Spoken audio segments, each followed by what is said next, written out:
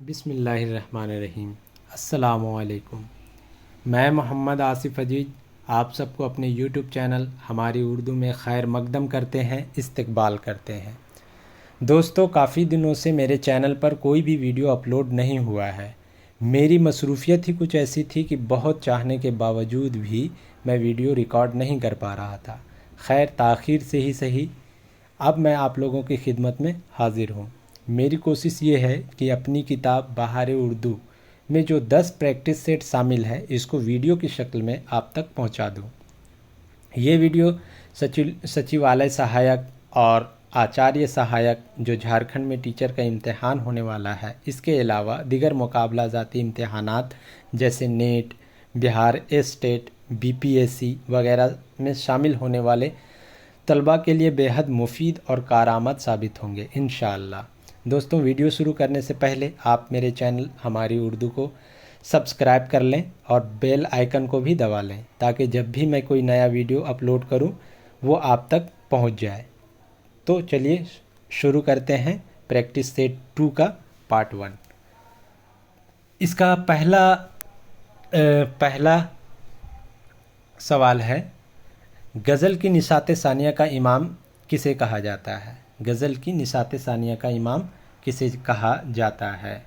निशात सानिया, यहाँ एक लफ्ज़ है निशात सानिया, इसका माना होता है दोबारा जन्म लेना या दूसरी ज़िंदगी।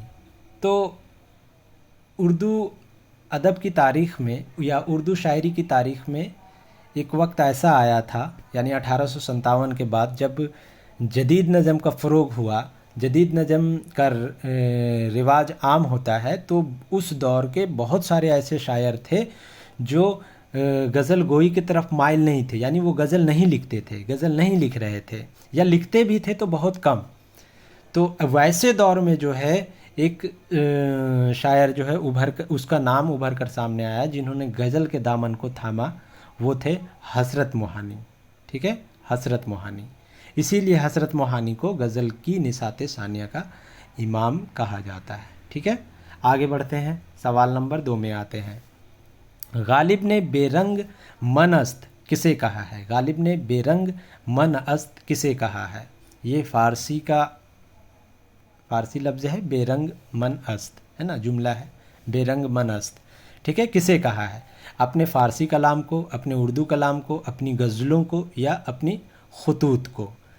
तो गालिब ने बेरंग मनस्त कहा है ऑप्शन नंबर बी, यानी अपने उर्दू कलाम को। यानी गालिब साहब समझते थे कि मेरे उर्दू कलाम से बेहतर मेरे फ़ारसी कलाम है। ठीक है, इसीलिए वो अपने उर्दू कलाम को उन्होंने बेरंग मनअस्त कहा है। आगे बढ़ते हैं, सवाल नंबर 3 में आते हैं। मीर ने रेख्ता का मुसल्लम अल सबूत उस्ताद किसे कहा है? मीर ने रेख्ता का मुसल्लम अल सबूत उस्ताद किसे कहा है?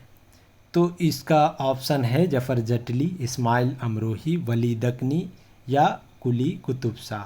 तो इसका सही आंसर हो जाएगा ऑप्शन नंबर सी, वली दकनी को इन्होंने रेख्ता का उस्ताद कहा है। ठीक है, आगे बढ़ते हैं। रेख्ता जो है उर्दू के पुराने नामों में से एक नाम है। उर्दू के कई पुराने नाम थे, जैसे देहलवी है ना, दकनी, हिंदवी, उसमें एक रेख्ता भी शामिल था। आगे बढ़ते हैं। उर्दू का पहला साहिब दीवान शायर कौन है? देखिए, ये सवाल जो है 4 नंबर सवाल, ये काफ़ी बहुत सारे इम्तिहानात में ये पूछा गया है। ये सवाल, उर्दू का पहला साहिब दीवान शायर कौन है? ऑप्शन है मीर, वली, कुली कुतुब शाह या अमीर खुसरो। तो इसका सही आंसर होगा ऑप्शन नंबर सी, कुली कुतुब शाह। कुली कुतुब शाह का ताल्लुक़ जो है दबिस्तान दक्कन से था, और कुली कुतुब शाह जो है सल्तनत गोलकुंडा यानी कुतुब शाही सल्तनत के 5वें बादशाह थे। ठीक है, आगे बढ़ते हैं, सवाल नंबर 5 पे आते हैं। उर्दू का पहला शायर किसे माना जाता है? उर्दू का पहला शायर किसे माना जाता है? अमीर खुसरो, गालिब, मीर, कुली कुतुब शाह। तो इसका सही आंसर होगा ऑप्शन नंबर ए, अमीर खुसरू। अमीर खुसरू को उर्दू का पहला शायर माना जाता है। इसका दौर जो है, ये अमीर खुसरू जो है 13वीं सदी का शायर था, है ना। अमीर खुसरू 13वीं सदी के शायर थे और उस दौर में उर्दू जो है, उर्दू की नींव, उर्दू की बुनियाद जो है पड़ चुकी थी, लेकिन वो धीरे धीरे बन रही थी, है ना। तो उस दौर में ये जो जिस जुबान में शायरी करते थे, है ना, जिस जुबान में ये शायरी कर रहे थे, आगे चल के वही जुबान निखर कर के उर्दू कहलाती है, इसीलिए इसको उर्दू का पहला शायर कहा जाता है। आगे बढ़ते हैं, सवाल नंबर 6 में आते हैं। ज़ेल में से कौन सा खिताब गालिब का नहीं है? कौन सा खिताब गालिब का नहीं है? खिताब के बारे में पहले समझ लेते हैं कि खिताब क्या होता है। खिताब दरअसल ऐसे नाम को कहा जाता है जो हुकूमत के जानिब से या किसी बादशाह के जानिब से किसी को दिया जाता है, एजाज़न किसी को दिया जाता है, उसे खिताब कहा जाता है। ठीक है, तो ऑप्शन है नज़्मुद्दौला, निज़ाम जंग, दबीरुल मुल्क या खान बहादुर। तो इसमें से पूछ रहा है कि कौन सा खिताब नहीं है गालिब का, यानी 3 है इसमें, एक नहीं है। तो इसका सही आंसर होगा ऑप्शन नंबर डी, यानी खान बहादुर ये गालिब का खिताब नहीं था, बल्कि नज़्मुद्दौला, निज़ाम जंग, दबीरुल मुल्क, ये तीनों जो है गालिब का खिताब था। ये तीनों जो है गालिब का खिताब था। ये खिताब जो है गालिब को बहादुर शाह ज़फ़र ने दिया था। ठीक है, आगे बढ़ते हैं, सवाल नंबर 7 पे आते हैं। ज़ेल में से कौन मिर्ज़ा गालिब का लक़ब है? अब यहाँ लक़ब पूछ रहा है। ज़ेल में से कौन मिर्ज़ा गालिब का लक़ब है? लक़ब वो नाम होता है जो किसी खुसूसियत के बिना पर, किसी खुसूसियत के बुनियाद पर पड़ता है इंसान का, है ना। उस खुसूसियत के बिना पर उसे पुकारा जाता है, उस नाम को, तो उसे लक़ब कहा जाता है। इसमें पूछ रहा है कि कौन सा गालिब का लक़ब है? नज़्मुद्दौला, निज़ाम जंग, मिर्ज़ा नौशाह, दबीरुल मुल्क। तो इसका सही आंसर होगा option number C, Mirza Naushah. Ghalib को मिर्ज़ा नौशाह कहा जाता था। ठीक है, और ख़ास करके दिल्ली वाले, जो क्योंकि दिल्ली में ही गालिब की ससुराल था, तो दिल्ली वाले इसे मिर्ज़ा नौशाह के नाम से पुकारते थे। ठीक है, आगे बढ़ते हैं, सवाल नंबर 8 में आते हैं। किसने वली को उर्दू शायरी का बाबा आदम कहा है? ठीक है, किसने वली को उर्दू शायरी का बाबा आदम कहा? ऑप्शन है ए में शिबली, बी में फ़िराक, सी में मौलवी अब्दुल हक, डी में हाली। तो इसका सही आंसर यहाँ पे कहीं भी नहीं है, चारों ऑप्शन में कोई नहीं है। इसका सही आंसर होगा मोहम्मद हुसैन आज़ाद। मोहम्मद हुसैन आज़ाद। इसको करेक्शन कर लीजिएगा साथियों, यहाँ पे गलती लग गई है। मोहम्मद हुसैन आज़ाद, यानी डी में होना चाहिए मोहम्मद हुसैन आज़ाद। ठीक है, डी में होना चाहिए मोहम्मद हुसैन आज़ाद, मोहम्मद हुसैन आज़ाद, डी में होना चाहिए। इसका सही आंसर है मोहम्मद हुसैन आज़ाद। मोहम्मद हुसैन आज़ाद ने ही वली को उर्दू शायरी का बाबा आदम कहा है। आज़ाद की किताब है एक, मोहम्मद हुसैन आज़ाद की एक किताब है, बहुत ही मशहूर किताब है। ये सवाल क्वेश्चन भी पूछता है एग्ज़ाम में इससे। आबे हयात एक किताब है, आबे हयात। ठीक है, ये तज़किरा की किताब है। ये किताब 1880 में लिखी थी मोहम्मद हुसैन आज़ाद ने। 1880 में मोहम्मद हुसैन आज़ाद ने इस किताब को 1880 में लिखी थी। इसी किताब में मोहम्मद हुसैन आज़ाद ने वली को उर्दू शायरी का बाबा आदम कहा है। आगे बढ़ते हैं, सवाल नंबर 9 में आते हैं। गज़ल का हर शेर मानवीय एतबार से कैसा होता है? गज़ल का हर शेर मानवीय एतबार से कैसा होता है? जुदागाना, बेरब्त, मुसलसल या पेचीदा।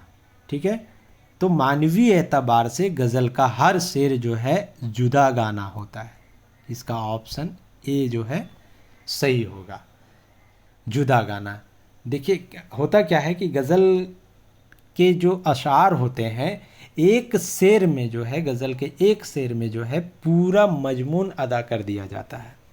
ठीक है, हर शेर गज़ल, जो पूरी गज़ल होती है किसी एक मजमून पे नहीं होती है, बल्कि गज़ल के हर शेर में अलग अलग मज़ामीन होते हैं। अगर पूरी गज़ल में एक ही मज़मून हो तो उस गज़ल को गज़ल मुसलसल कहते हैं। ठीक है, ये भी याद रखिएगा। लेकिन अमूमन गज़ल के हर शेर में एक अलग मज़मून होता है। ठीक है, इसीलिए गज़ल का हर शेर मानवीय एतबार से जुदा गाना होता है। आगे बढ़ते हैं, सवाल नंबर 9 में आते हैं, 10 में आते हैं। सवाल नंबर 10 है, दर्जा झेल में कौन गालिब का हम असर नहीं है। सवाल पूछ रहा है दर्जा झेल में से कौन गालिब का हम असर नहीं है, यानी कि 3 नाम ऐसे हैं जो गालिब के हम असर हैं, एक नाम ऐसा है जो नहीं है। पहला है मीर, दूसरा है शेफ्ता, तीसरा है मोमिन, चौथा है ज़ौक़। ठीक है, ए में मीर, बी में शेफ्ता, सी में मोमिन और डी में ज़ौक़। इसका सही आंसर होगा मीर तकी मीर। ठीक है, यानी कि शेफ्ता, ज़ौक़ और मोमिन ये तीनों गालिब के हम असर थे। शेफ्ता, ज़ौक़ और मोमिन ये तीनों जो है गालिब के दौर के ही शायर थे, लेकिन मीर जो है गालिब से पहले के शायर है। ठीक है, गालिब के अहद से पहले इसका अहद है। आगे बढ़ते हैं, सवाल नंबर 11 में आते हैं। शायर बेदिमाग किसे कहा जाता है। शायर बेदिमाग किसे कहा जाता है। ऑप्शन है गालिब, मीर, फिराक, मोमिन। इसका सही आंसर है ऑप्शन नंबर बी, मीर तकी मीर को शायर बेदिमाग भी कहा जाता है। ठीक है, आगे बढ़ते हैं, सवाल नंबर 12 में आते हैं। किसके नज़दीक गज़ल उर्दू शायरी की आबरू है। किसके नज़दीक गज़ल उर्दू शायरी की आबरू है। ठीक है, ये सवाल ऐसे भी पूछ सकता है कि गज़ल उर्दू शायरी की आबरू है बकौल, है ना, या ऐसे भी पूछ सकता है कि गज़ल उर्दू शायरी की आबरू है ये कौल किसका है। ऑप्शन है अब्दुर्रहमान बिजनौरी, रशीद अहमद सिद्दीकी, मौलवी अब्दुल हक या हाली। तो इसका सही आंसर है बी नंबर, रशीद अहमद सिद्दीकी का कहना है कि गज़ल जो है उर्दू शायरी की आबरू है। आगे बढ़ते हैं, सवाल नंबर 13 में है गालिब की सने पैदाइश क्या है। 1794, 1795, 1796 या 1797। तो इसका सही आंसर होगा ऑप्शन नंबर डी, 1797। आगे बढ़ते हैं, सवाल नंबर 14 में आते हैं। 14 में है कि गालिब की सने वफ़ात क्या है। 1868, 1869, 1870, 1871। तो इसका सही आंसर है 1869, ऑप्शन नंबर बी। 1869 में गालिब साहब का इंतकाल हुआ था। आगे बढ़ते हैं, सवाल नंबर 15 में आते हैं। गज़ल के पहले शेर को क्या कहते हैं। गज़ल का जो पहला शेर है उसे क्या कहा जाता है। मक्ता, मतला, हुस्न मतला, मतला सानी। तो इसका सही आंसर होगा ऑप्शन नंबर बी, मतला। ठीक है, मतला। मतला का माने होता है, मतला का अगर माना होता है पूछेगा तो मतला का माना होता है तुलू होने की जगह। तुलू होने की जगह, यानी जिस जानिब से सूरज या चांद निकलता है उसे ही मतला कहा जाता है। ठीक है, आगे बढ़ते हैं, सवाल नंबर 16 में आते हैं। गज़ल के जिस शेर में शायर अपना तखल्लुस इस्तेमाल करता है उसे क्या कहते हैं। बैत कहते हैं, मतला कहते हैं, मक्ता कहते हैं या जू अल मतला कहते हैं। तो इसका सही आंसर होगा ऑप्शन नंबर सी, मतला, मक्ता कहते हैं। ठीक है, आगे बढ़ते हैं, सवाल नंबर 17 में आते हैं। मीर का इंतकाल कहाँ हुआ था, या मीर का इंतकाल कहाँ हुआ। सवाल नंबर 17 में है, तो ऑप्शन है दिल्ली, लखनऊ, फैज़ाबाद, आगरा। तो मीर साहब का इंतकाल हुआ था लखनऊ में, ऑप्शन नंबर बी, लखनऊ में। मीर जो है दिल्ली के उजड़ जाने के बाद वो लखनऊ हिजरत कर जाते हैं। आसिफुद्दौला के इसरार पर, आसिफुद्दौला के बुलाने पर लखनऊ चले आते हैं और अपनी आखिरी ज़िंदगी का वक्त जो है वो लखनऊ में ही गुजारते हैं। वहीं इनका इंतकाल भी होता है, लखनऊ में, ये याद रखिएगा। आगे बढ़ते हैं, सवाल नंबर 18 में आते हैं। गदर 1857 के बाद इन्हितात से गुजरने वाली सिन्फ कौन सी है? अभी हम बताए थे, है ना। गज़ल 1857 के बाद इन्हितात से गुजरने वाली सिन्फ कौन सी है? मरसिया, कसीदा, गज़ल, नज़म या गज़ल। तो इसका सही आंसर होगा ऑप्शन नंबर डी, गज़ल। ठीक है, आगे बढ़ते हैं।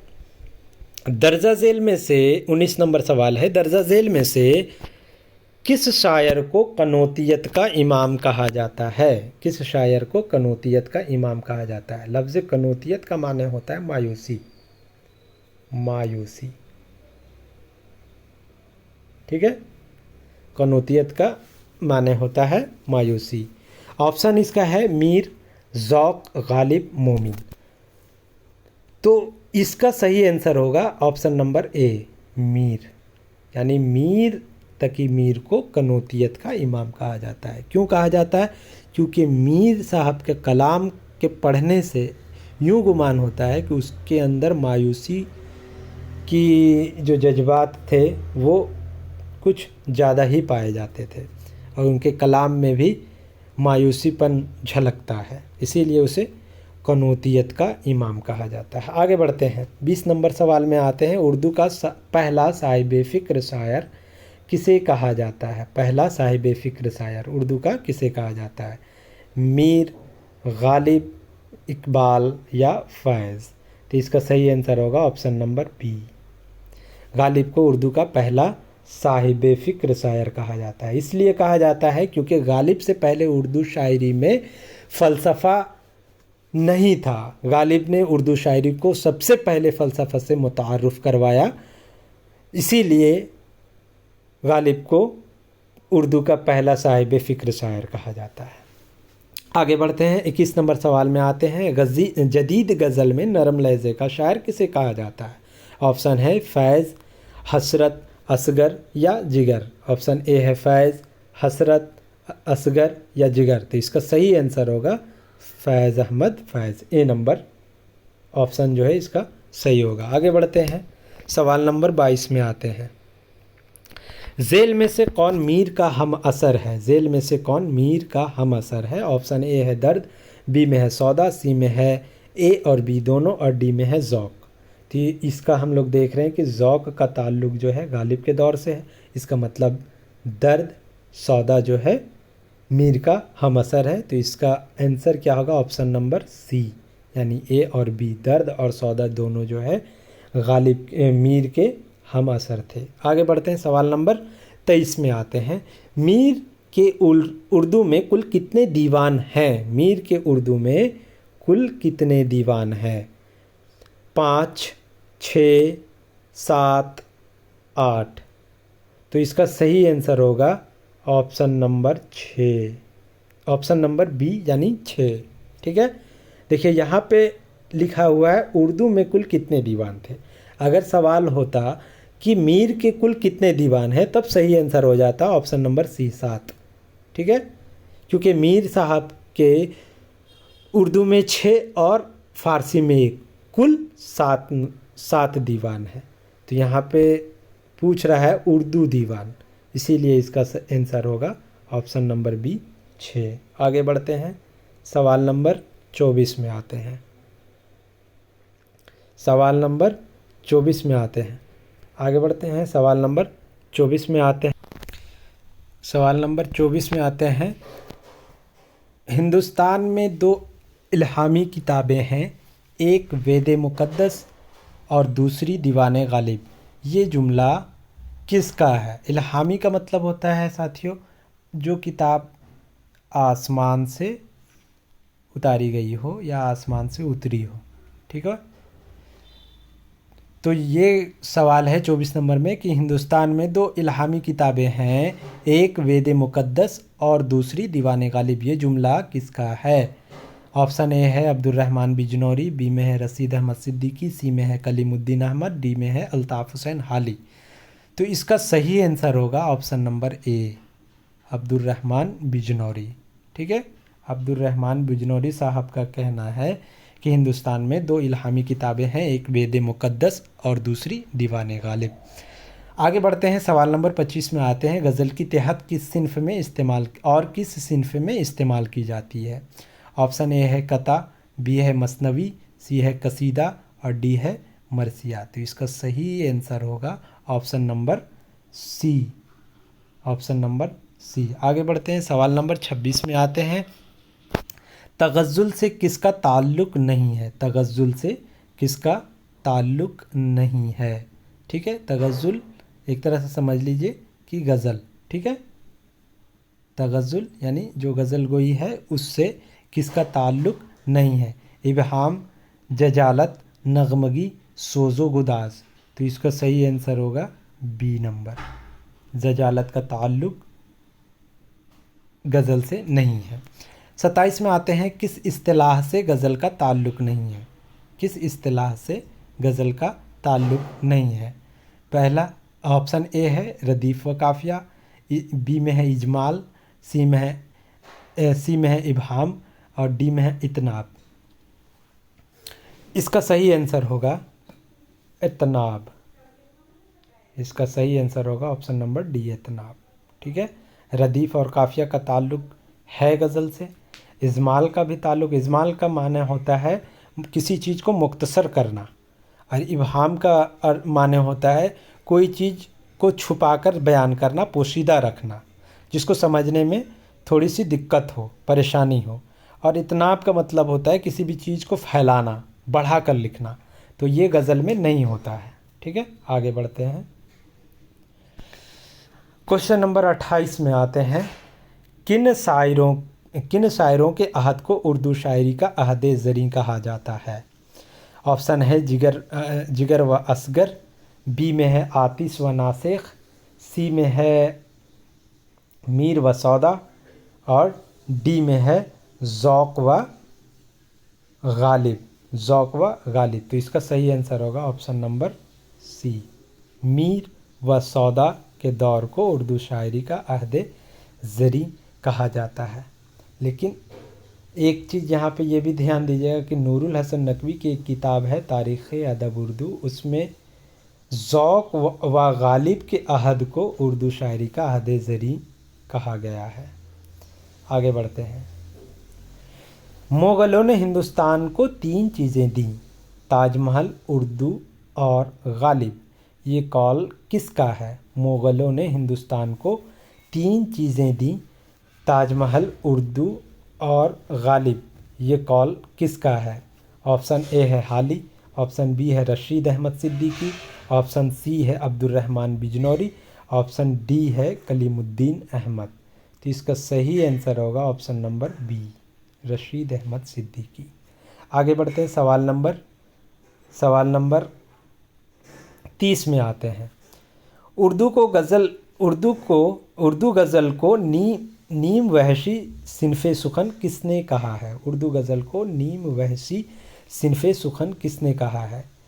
ऑप्शन है ए में अब बिजनौरी, बी में है रशीद अहमद सिद्दीकी, सी में है कलीमुद्दीन अहमद, डी में है खलीलुर रहमान आज़मी। तो इसका सही आंसर होगा सी, कलीमुद्दीन अहमद। इसका सही आंसर होगा सी, कलीमुद्दीन अहमद। आगे बढ़ते हैं, सवाल नंबर 31 में आते हैं। गज़ल में मतला के बाद आने वाले शेर के दोनों मिसरे हम रदीफ़ व हम काफ़िया हों तो उसे क्या कहा जाता है? गज़ल में मतला के बाद आने वाले शेर के दोनों मिसरे हम रदीफ़ व हम काफ़िया हों तो उसे क्या कहा जाता है? ठीक है, अगर मतला है गज़ल का, उसके बाद फिर हम काफ़िया और हम रदीफ़ आ रहा है दूसरे शेर में, तो जाहिर सी बात है कि वो भी मतला कहलाएगा, लेकिन वो मतला नहीं बल्कि वो हुस्न मतला कहलाएगा। ठीक है, वो मतला नहीं, वो हुस्न मतला कहलाएगा।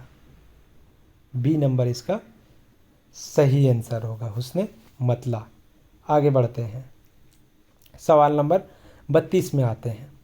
अगर तमाम फ़नून लतीफ़ा एहसासातों व कायनात का इत्र हैं तो गज़ल इत्र का इत्र है। गज़ल इत्र का इत्र है। ये कॉल किसका है? ऑप्शन ए है रशीद अहमद सिद्दीकी, बी में मौलवी अब्दुल हक, सी में कलीमुद्दीन अहमद और डी में फिराक गोरखपुरी। तो इसका सही आंसर है option number D, Firaq Gorakhpuri ने गज़ल इत्र कहा है। ठीक है, गज़ल को इत्र कहा है।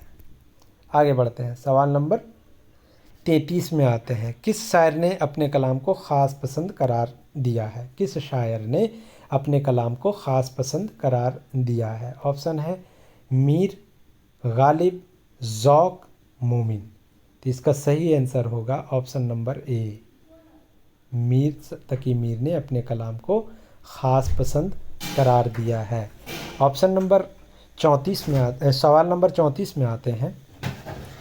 दर्जा झेल में से किसने अपने कलाम में गालिब शिकनी की है? दर्जा झेल में से किसने अपने कलाम में गालिब शिकनी की है? ऑप्शन है हाली, असगर, यगाना, जोश। तो इसका सही आंसर होगा option number C, Yagana Changezi. ठीक है, यगाना चंगेजी, ये अपने आप को गालिब का चचा कहता था। आगे बढ़ते हैं, सवाल नंबर 35 में आते हैं। जदीद गज़ल को सिमतो रफ्तार किसने अता की? जदीद गज़ल को सिमतो रफ्तार किसने अता की? ऑप्शन ए है शाद, बी में है हसरत, सी में है जिगर और डी में है फिराक। तो इसका सही आंसर होगा बी, हसरत मोहानी। ठीक है, हसरत मोहानी। जदीद गज़ल को सिमत व रफ्तार अता करने वाले शायर हैं हसरत मोहानी। 36 नंबर सवाल में आते हैं। दीवाने गालिब की तदवीन में सबसे अहम नाम कौन है? दीवाने गालिब की तदवीन में सबसे अहम नाम कौन है? तदवीन का मतलब होता है जमा करना, जमा करना, तरतीब देना, तरतीब देना, जमा करना, तरतीब देना। ठीक है, तदवीन का माना होता है जमा करना, तरतीब देना। तो दीवाने गालिब को कई लोगों ने तरतीब दिया, जमा किया, कई लोगों ने तरतीब दिया, लेकिन उसमें से सबसे अहम नाम कौन है उसके बारे में पूछ रहा है। तो ऑप्शन ए है इम्तियाज़ अली अरशी, अब्दुर्रहमान बिजनौरी, मौलाना हाली या मोमिन ख़ान मोमिन। तो इसका सही आंसर होगा ऑप्शन नंबर ए, इम्तियाज़ अली अरशी। दीवाने गालिब के तदवीन में सबसे अहम नाम जो है इम्तियाज़ अली अरशी का है। सवाल नंबर 37 में आते हैं। नक्श फरियादी है किसकी शोखी तहरीर का, कागज़ी है पैरहन हर पै करे तस्वीर का। दर्ज बाला शेर किस शायर के दीवान का पहला शेर है? ऑप्शन है मीर, गालिब, फैज़, इकबाल। तो इसका सही आंसर होगा ऑप्शन नंबर बी, यानी कि नक्श फरियादी है किसकी शोखी ये तहरीर का, कागज़ी है पैरहन हर पै करे तस्वीर का। ये शेर है दीवाने गालिब का शेर है और उस दीवाने गालिब का पहला शेर है। ठीक है, आगे बढ़ते हैं, सवाल नंबर 38 में आते हैं। मीर तकी मीर ने दर्जा झेल शेर में किस दक्कनी शायर को अपना माशूक कहा है? किस दक्कनी शायर को अपना माशूक कहा है? शेर है खुगर नहीं कुछ यूं ही हम रेख्ता गोई के, माशूक था जो अपना बासिंदा दक्कन का था। ऑप्शन है सराज, वली, नुसरती या अली आदिल शाह सानी। तो इसका सही आंसर है ऑप्शन नंबर बी, यानी कि मीर तकी मीर ने इस शेर में वली को अपना माशूक कहा है। ठीक है, आगे बढ़ते हैं, 39 नंबर सवाल में आते हैं। सवाल है इमामुल मुतग़ज़्ज़लीन किस शायर को कहा जाता है? इमामुल मुतग़ज़्ज़लीन किस शायर को कहा जाता है? इमामुल मुतग़ज़्ज़लीन का माने हुआ गज़लों का गज़ल गोई का इमाम, है ना, या गज़लों का इमाम।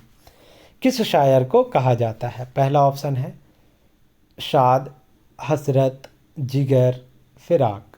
तो इसका सही आंसर होगा बी, हसरत मोहानी। ठीक है, क्योंकि इन्होंने गज़ल गज़ल का दामन उस वक्त थामा जब गज़ल की लौ जो है मध्यम हो चुकी थी, उसकी लौ जो है कम पड़ चुकी थी, उस वक्त इन्होंने गज़ल का दामन पकड़ा था। इसीलिए इसे इमामुल मुतगज़्ज़लिन कहा जाता है। आगे बढ़ते हैं, सवाल नंबर 40 में आते हैं। फ़िराक ने अपनी गज़लों में किस शायर का रंग अपनाने की कोशिश की है? किस शायर का रंग अपनाने की कोशिश की है फ़िराक ने? ऑप्शन ए है मीर, बी में है गालिब, सी में है दाग, या डी में है इकबाल। तो सही आंसर इसका होगा ऑप्शन नंबर ए, यानी कि फ़िराक ने अपनी गज़लों में मीर तकी मीर की रंग अपनाने की कोशिश की है। आगे बढ़ते हैं, सवाल नंबर 41 में आते हैं। दर्ज झेल शोरा में से किसे बहादुर शाह ज़फ़र का उस्ताद होने का शर्फ हासिल था? किसे बहादुर शाह ज़फ़र का उस्ताद होने का शर्फ हासिल था? पहला ऑप्शन है शेफ्ता, बी में है दाग, सी में है मोमिन और डी में है गालिब। तो इसका सही आंसर होगा डी, गालिब को बहादुर शाह ज़फ़र का उस्ताद होने का शर्फ हासिल था। और ये कब इसको ये शर्फ मिला?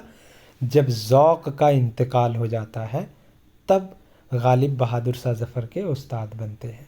आगे बढ़ते हैं, सवाल नंबर 42 में आते हैं। उर्दू गज़ल को बेवक्त की रागनी किसने कहा है? उर्दू गज़ल को बेवक्त की रागनी किसने कहा है? ऑप्शन ए है कलीमुद्दीन अहमद, बी में है रशीद अहमद सिद्दीकी, सी में है मौलाना हाली और डी में है अब्दुर्रहमान बिजनौरी। अब्दुर्रहमान बिजनौरी। तो सही इसका आंसर होगा मौलाना हाली। ठीक है, उर्दू गज़ल को बेवक्त की रागनी मौलाना हाली ने कहा है। ठीक है, मौलाना हाली जो है जदीद नज़म के बानियों में से एक थे, है ना, जदीद नज़म के बुनियाद गुजारों में से एक थे। इसीलिए इसे जो है गज़ल जो सिन्फ है इसे रास नहीं आती थी, इसीलिए इन्होंने गज़ल को बेवक्त की रागनी कहा है। ठीक है, मौलाना हाली ने किस सिन्फ को, एक सवाल है मौलाना हाली, कमेंट पे बताइएगा कि मौलाना हाली ने किस सिन्फ को सबसे कारआमद कहा है? ऑप्शन भी बता देते हैं, मसनवी, कसीदा, रुबाई या मरसिया। ठीक है, इसका आंसर आप लोग हमें कमेंट में बताइएगा। आगे बढ़ते हैं, सवाल नंबर 43 में आते हैं। तंगनाए गज़ल की शिकायत किसने की है? सवाल नंबर 43 है, तंगनाए गज़ल की शिकायत किसने की है? ये सवाल इस तरह से भी पूछा जा सकता है कि ये किसने कहा है कि गज़ल का दामन तंग है। ठीक है, उसी को थोड़ा सा तब्दील कर दिया है यहाँ कि तंगनाए गज़ल की शिकायत किसने की है। ऑप्शन ए में है इकबाल, बी में है फैज़, सी में है मीर अनीस और डी में है गालिब और अनीस। तो इसका सही आंसर होगा डी, गालिब और अनीस। यानी कि कहीं किसी किताबों में ये तज़किरा मिलता है कि गालिब ने कहा है कि गज़ल का दामन जो है तंग है। कहीं पे मीर अनीस के बारे में भी लिखा मिलता है कि मीर अनीस ने कहा है कि गज़ल का दामन तंग है। ठीक है, तो ऑप्शन में कोई एक ही रहेगा, गालिब रहेगा या अनीस रहेगा। ठीक है, दोनों नहीं रहेगा। आगे बढ़ते हैं, 44 नंबर में आते हैं। अपने घर में जुआ खिलाने के इल्ज़ाम में गालिब कितनी मरतबा गिरफ़्तार हुए थे? गालिब कितनी मरतबा गिरफ़्तार हुए थे? ऑप्शन ए है 1, बी में है 2, सी में है 3 और डी में है 4। तो इसका सही आंसर होगा 2, यानी ऑप्शन नंबर बी। आगे बढ़ते हैं, सवाल नंबर 45 में आते हैं। सवाल नंबर 45 में आते हैं। आखिरी ताजदार मुग़ल बादशाह बहादुर शाह ज़फ़र के दरबार में किस शायर को ख़ानदान तैमूरी लिखने पर मामूर किया गया था? मुग़ल बादशाह जो थे बहादुर शाह ज़फ़र, उसने किस शायर को अपने ख़ानदान यानी तैमूरिया ख़ानदान की तारीख़ लिखने का काम सौंपा था या जिम्मा दिया था? यही सवाल है। ऑप्शन है ज़ौक, बी में है शेफ्ता, सी में है मोमिन और डी में है गालिब। सी में है मोमिन और डी में है गालिब। तो इसका सही आंसर होगा डी, गालिब। यानी बहादुर शाह जफ़र ने अपने ख़ानदान यानी ख़ानदान तैमूरिया की तारीख़ लिखने के लिए की जिम्मेदारी जो है गालिब साहब को दी थी। आगे बढ़ते हैं, सवाल नंबर 46 में आते हैं। दीवाने गालिब का पहला एडिशन कब शाये हुआ था? दीवाने गालिब का पहला एडिशन कब शाये हुआ था? ऑप्शन ए है अक्टूबर 1841, अक्टूबर 1951, दिसंबर 1841, दिसंबर 1851। तो इसका सही आंसर हो जाएगा ऑप्शन नंबर ए, अक्टूबर 1941। ठीक है, यानी दीवाने गालिब का पहला एडिशन जो है अक्टूबर 1841 में शाये हुआ था। आगे बढ़ते हैं, सवाल नंबर 47 में आते हैं। किसके इंतकाल के बाद बहादुर शाह जफ़र के दरबार में गालिब को उस्ताद शाह का मर्तबा हासिल हुआ था? अभी हम कुछ देर पहले बताए थे। ऑप्शन ए है मीर, ज़ौक, शाह नसीर और शेफ्ता। तो इसका सही आंसर होगा बी, यानी ज़ौक के वफ़ात के बाद बहादुर शाह जफ़र के उस्ताद बने थे गालिब। ठीक है, आगे बढ़ते हैं, सवाल नंबर 48 में आते हैं। गज़ल के किस शेर को बैतुल गज़ल कहते हैं? गज़ल के किस शेर को बैतुल गज़ल कहते हैं? पहले शेर को, आखिरी शेर को, सबसे उम्दा शेर को या मतला के बाद के शेर को? ठीक है, तो गज़ल के किस शेर को बैतुल गज़ल कहा जाता है? तो इसका सही आंसर हो जाएगा ऑप्शन नंबर सी, यानी कि गज़ल का जो सबसे उम्दा शेर होता है, सबसे खूबसूरत शेर होता है, उसे बैतुल गज़ल कहते हैं। या और भी एक नाम से पुकारा जाता है, शाह बैत। इसको शाह बैत भी कहते हैं। ठीक है, शाह बैत भी कहते हैं। बैतुल गज़ल को शाह बैत कहते हैं, यानी जो सबसे उम्दा शेर होता है गज़ल का, उसे शाह बैत, बैतुल गज़ल कहा जाता है। आगे बढ़ते हैं, सवाल नंबर 49 में आते हैं। लखनऊ में किस नवाब ने मीर की इज़्ज़त व पजीराई दी, जिसके बाद मीर अपने फ़न में उरूजो कमाल की बुलंदी पर पहुंच गए? ठीक है, मीर तकी मीर के बारे में पूछ रहा है कि लखनऊ में किस शायर ने मीर को इज़्ज़त व पजीराई दी? तो इसका ऑप्शन है नवाब आसिफुद्दौला, नवाब शुजाउद्दौला, नवाब सादत अली ख़ान, नवाब वजीर अली। इसका सही आंसर होगा ए, नवाब आसिफुद्दौला। इसी के कहने पे मीर तकी मीर जो है दिल्ली से लखनऊ गए थे। 50 नंबर सवाल में आते हैं। गालिब इब्तिदा में किस शायर के रंग में मशक़ सुखन किया करते थे? ऑप्शन है नासिख, बेदिल, मीर या ज़ौक। तो इसका सही आंसर हो जाएगा ऑप्शन नंबर बी, बेदिल। बेदिल जो है फ़ारसी का एक मशहूर शायर है और इसी के तर्ज पर गालिब जो है अपने इब्तिदाई दौर, जब वो शायरी शुरू किए थे गालिब, तो शुरू में इसी के तर्ज पर वो शायरी किया करते थे, बेदिल के तर्ज पर। ठीक है, तो इसका सही आंसर होगा ऑप्शन नंबर बी है। ठीक है साथियों, आज हम लोग सवाल नंबर 50 तक ही डिस्कस करते हैं। आगे सवाल नंबर 51 से लेकर सवाल नंबर 100 तक हम लोग दूसरे वीडियो में डिस्कस करेंगे। तब तक के लिए आप हमें इजाज़त दीजिए। अल्लाह हाफिज़, शब खैर।